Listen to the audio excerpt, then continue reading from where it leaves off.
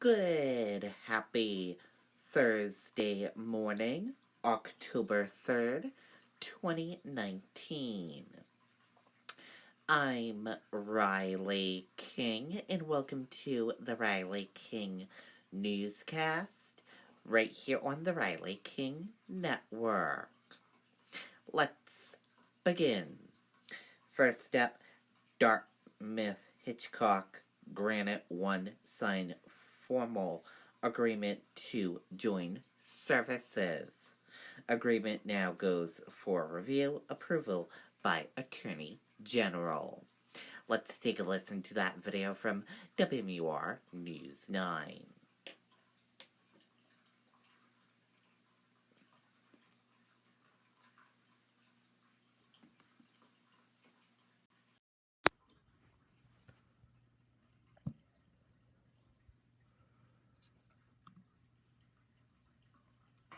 We feel that if a customer wants their product and they're ambitious and they want to do it today, if we have it here in stock, we have the people, the trucking, and why put off till tomorrow what you can do today?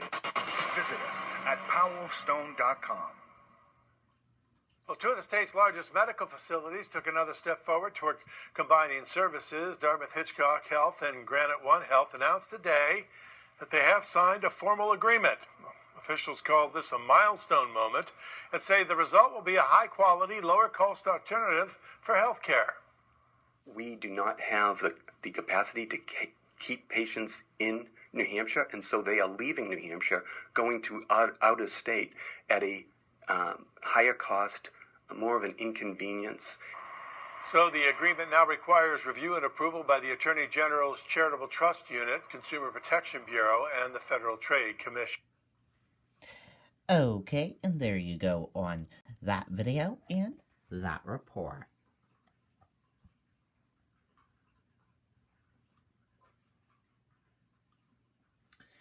Last night, Greg Cashmere roast and toast held at Palace Theater.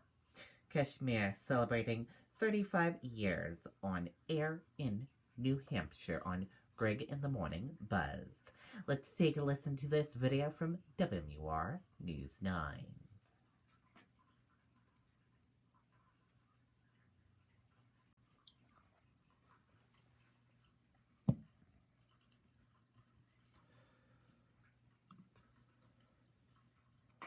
We feel that if a customer wants their product and they're ambitious and they want to do it today, if we have it here in stock, we have the people, the trucking, and why put off till tomorrow what you can do today?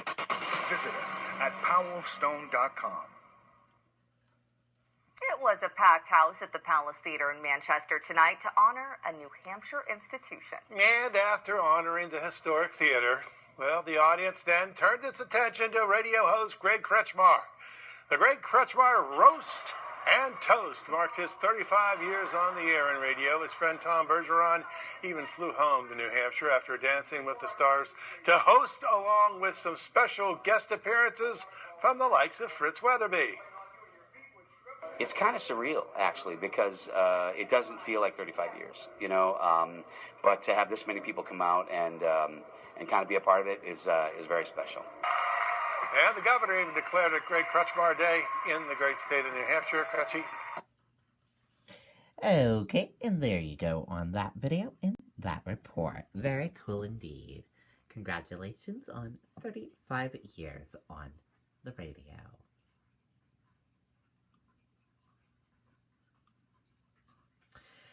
Manchester Board of Aldermen approves 10 new police officers. New positions come less than 2 months after about 5 other officers approved. Let's take a listen to that video from WMUR News 9.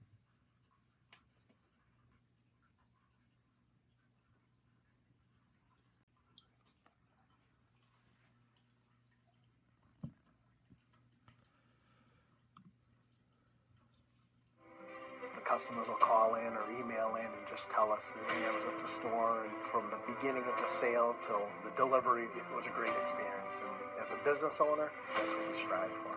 Visit us at powellstone.com. Manchester will be getting 10 more police officers. The Board of Aldermen approved the addition last night. The 10 new positions come less than 2 months after the city unanimously approved 5 new officers. Mayor Joyce Craig says she asked for the additional officers because of an increase in police calls in the city. Okay, and there you go on that video and that report.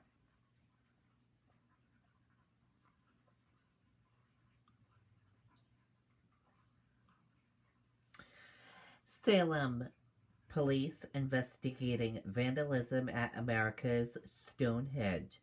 Power tool used to damage stone, police say. Let's take a listen to that video from WMUR News 9.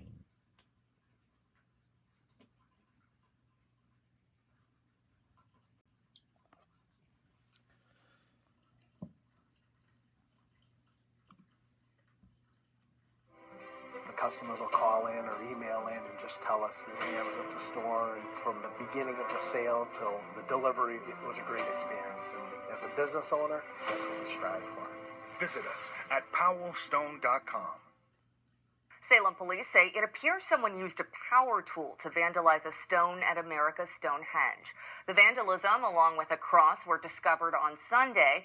Police believe the person or persons involved were trying to reenact a scene in a fictional book that features the site. Anyone who has surveillance cameras nearby is asked to call police. Okay, and there you go on that video and that report.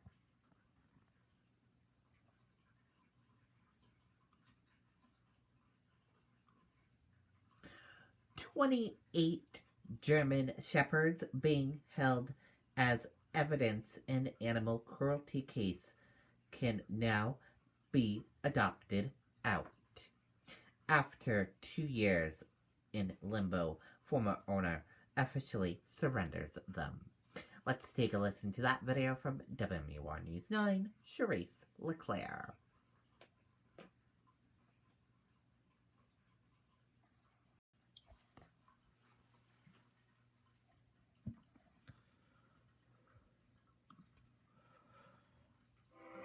Customers will call in or email in and just tell us that I was at the store, and from the beginning of the sale till the delivery, it was a great experience. And as a business owner, that's what we strive for. Visit us at powellstone.com.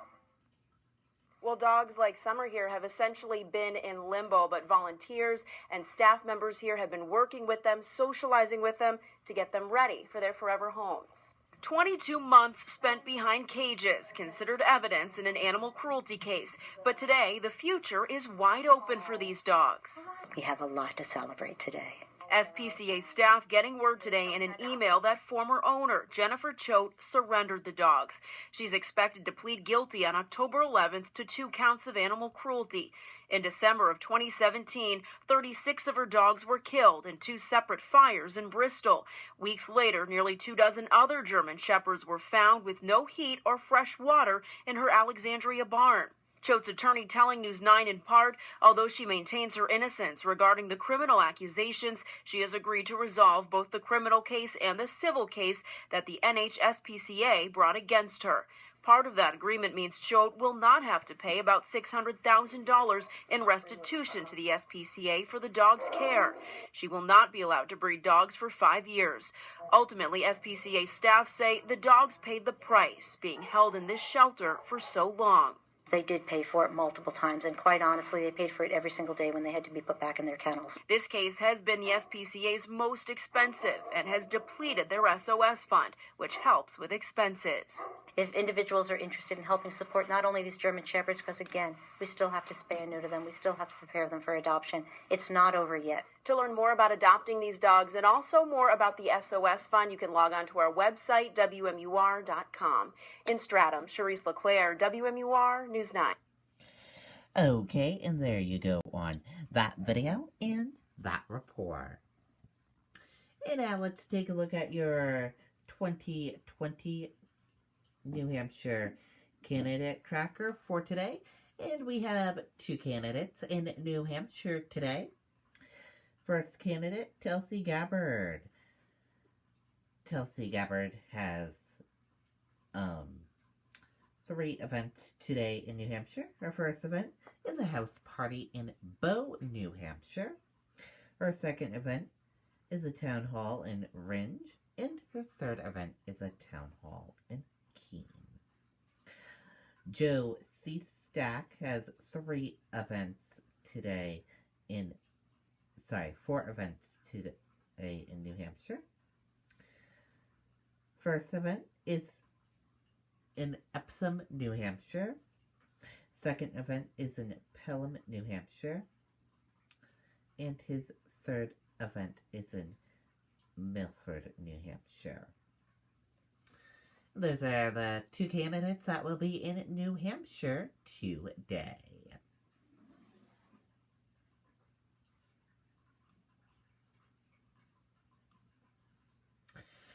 U.S. features point to rebound on Wall Street. U.S. stock index features indicated a higher open on Wall Street Thursday morning.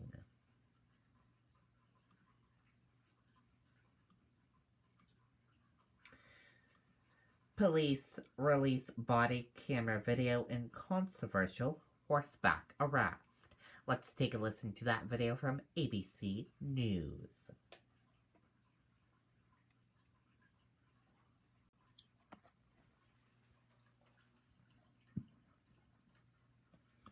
The new body cam video and a new perspective on that controversial arrest we have reported on here. Police officers on horseback leading an African-American suspect through the streets of Galveston. And tonight, what you can now hear the officers saying on that body cam. Here's ABC's Steve Osunsami. It's going to look really bad. Police in Galveston, Texas, who've already apologized to the man you see here being taken into custody, are now releasing police body camera video of this August 3rd arrest that many are calling shameful. More than once, you hear the officers on horseback talk about how this is going to look as they tie a rope to the hands of their black suspect and march him through city streets. It's going to look so bad. I'm glad you're not embarrassed, Mr. Neely. 43-year-old Donald Neely was living on the streets, has a history of mental illness, and kept showing up at an office building wearing a welding mask. You want to make him walk all the way back? For reasons that still aren't clear, the 2 arresting officers didn't call for a squad car and instead walked the man through town, creating a scene that many find racially offensive. Stay next to me, because I'm going to drag you if not. You have to stay next to me. After nearly half an hour, a squad car finally arrives to take Neely to jail. The police chief is now deciding whether these officers will be disciplined. David? All right, Steve Osunsami reporting. Thanks. Okay, and there you go on that video and that report.